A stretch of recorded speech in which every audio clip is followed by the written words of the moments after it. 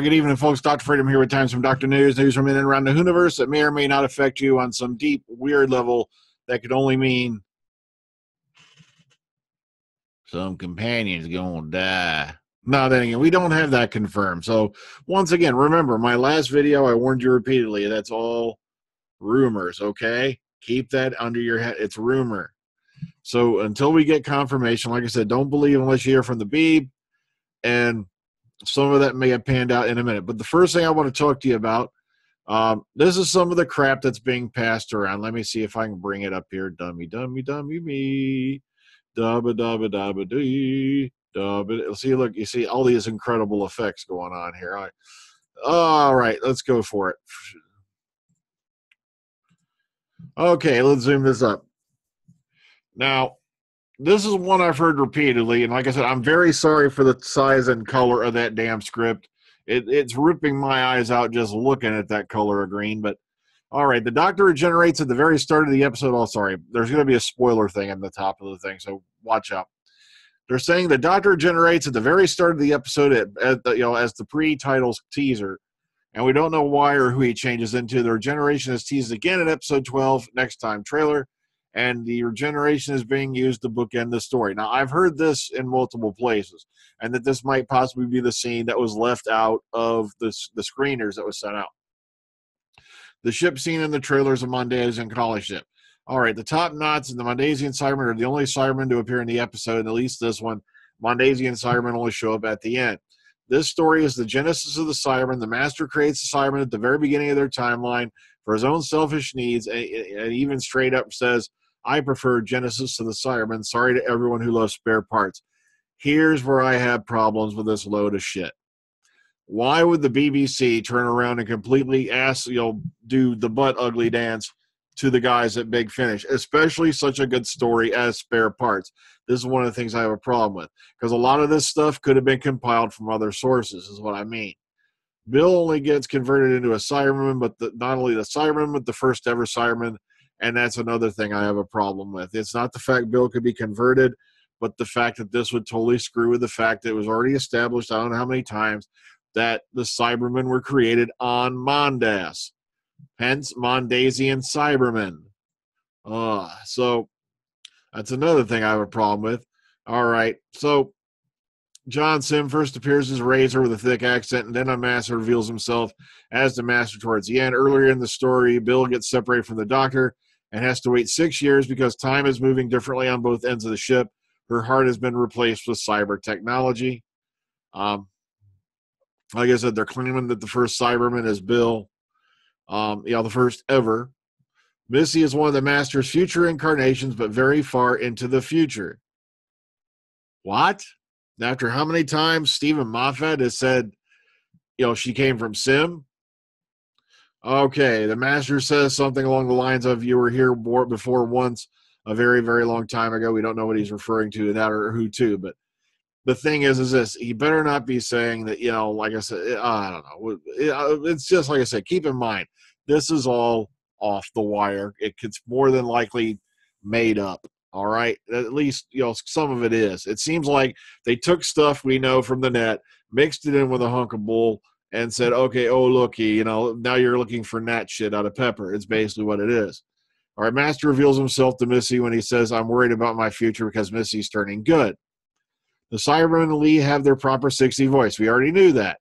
When Bill is revealed to be the Cyberman, it zooms into her eye, under the mask. You can clearly see her eye crying under the mask.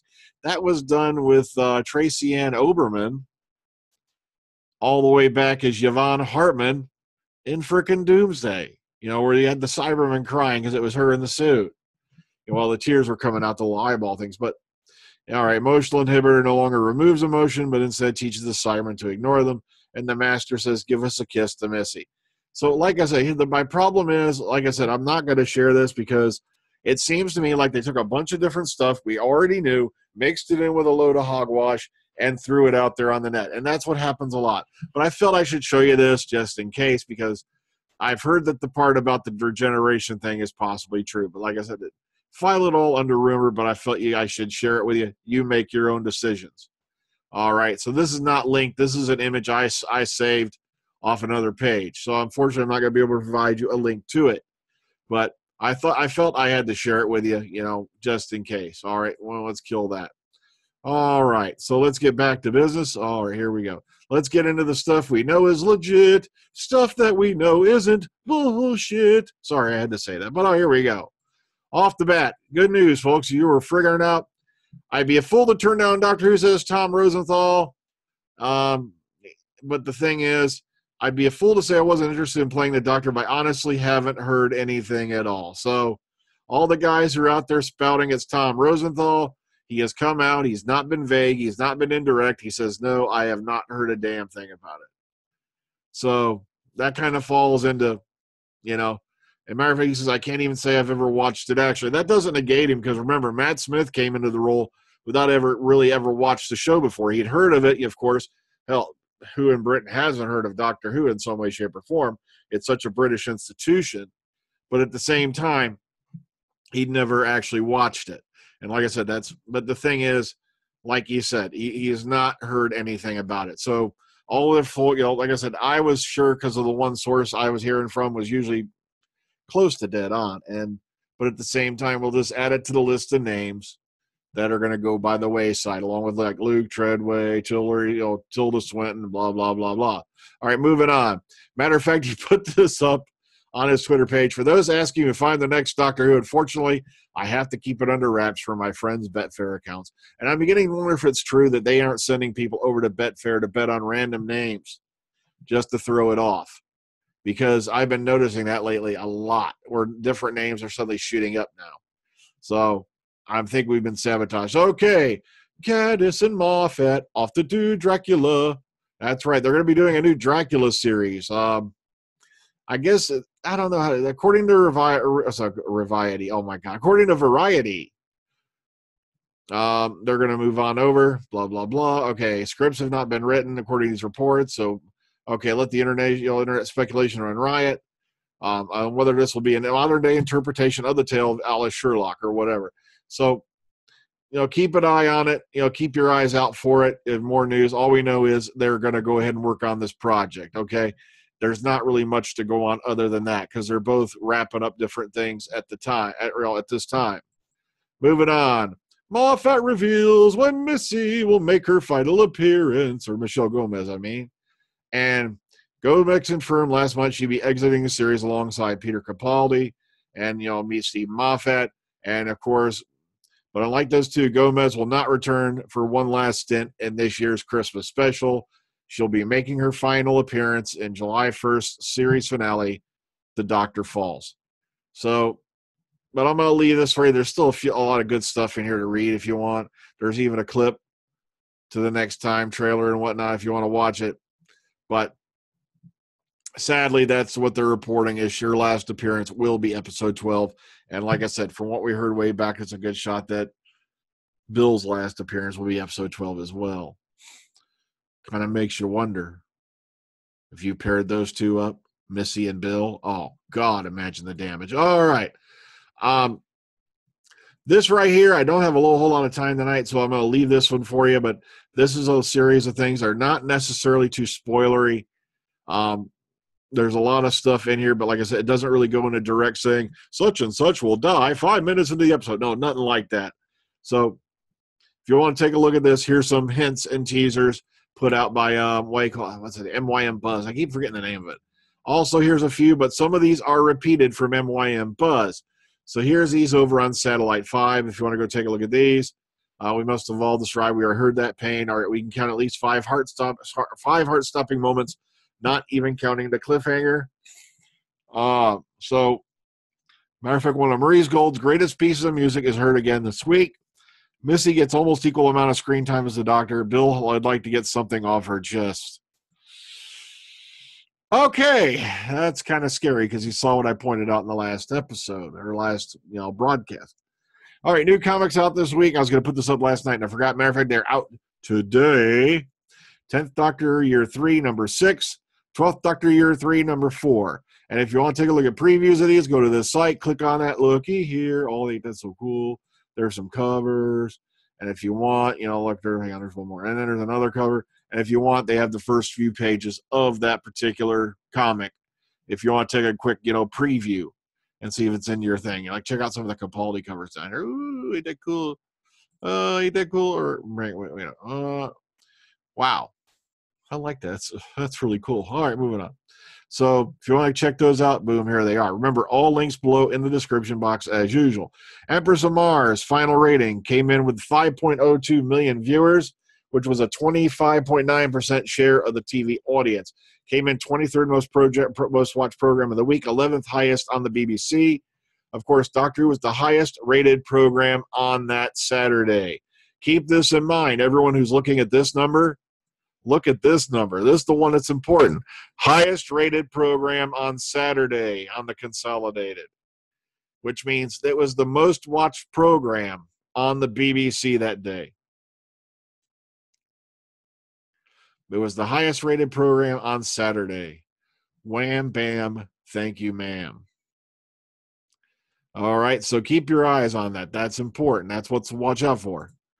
All right, here's another one. Who is Samantha Spiro playing in Doctor Who Series 10? That has been a mystery and a half ever since they announced it. And here's a bunch of theories as to, quote-unquote, who she might be playing. I've heard another Missy regeneration, after Missy, or between Missy and Sim. I've also heard that. They're between Missy and Sim, making a love. All that, yeah. Another time lady, totally new character, the Doctor. If they go with a female doctor, like I said, she's not too bad. But at the same time, I don't think they just come out and say, she's guest starring, but I can't say who. We'll find out. It's got to be sometime soon. Moving on, Radio Times, Doctor Who companion Anneke Wills on achieving cultural immortality. The 1960s Doctor Who star talks about her extraordinary life, loves, and spirituality, knowing Peter Cook and meeting David Tennant. Actually, Minnesota Gallifreyan interviewed her at a con a little while back, and he said she's a rather sweet lady. I love all her performances, in like Big Finish and whatnot.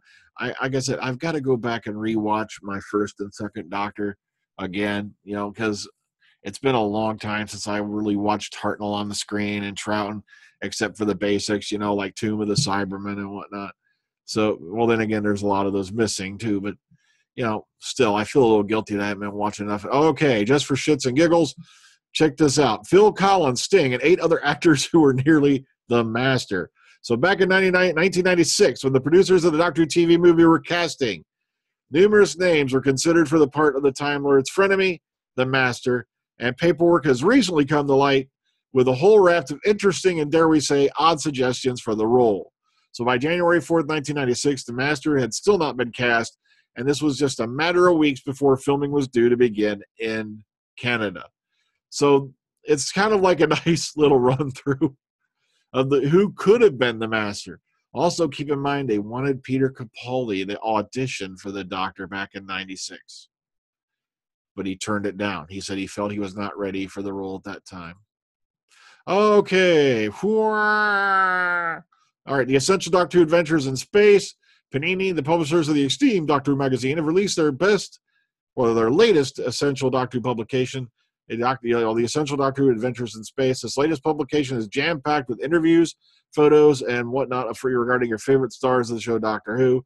Some exclusive material in the collector's magazine includes a section of interviews. Boom, boom, boom, boom, boom, boom, boom. And there's also a lot of good stuff in here. And it's, what do you call it? It's currently on sale now at W.H. Smith and all good news agents, priced at £9.99.